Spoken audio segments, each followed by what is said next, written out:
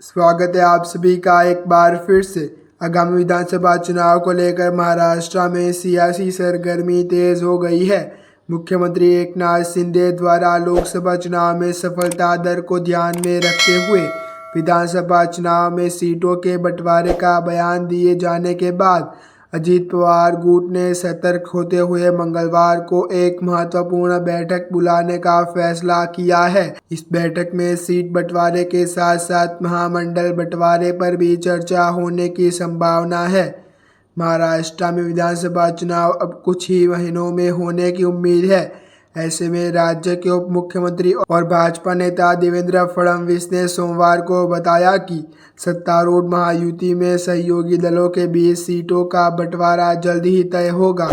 भाजपा प्रदेश अध्यक्ष चंद्रशेखर बावनकुल ने भी बताया कि महायुति का फॉर्मूला तय हो गया है और लगभग 17 से 80% सीटों का बंटवारा अंतिम रूप में आ चुका है। उन्होंने दावा किया कि महाविकास अघाड़ी से पहले महायुति का समझौता जनता के सामने आ जाएगा।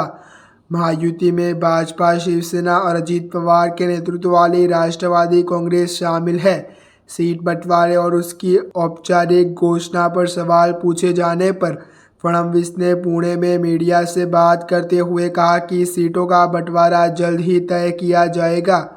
चंद्रशेखर बावनकुल ने कहा कि मुख्यमंत्री एकनाथ शिंदे, देवेंद्र फडणवीस और प्रफुल्ल पटेल के बीच हुई बैठक में उम्मीदवार की जीत की संभावना सबसे महत्वपूर्ण मापदंड था।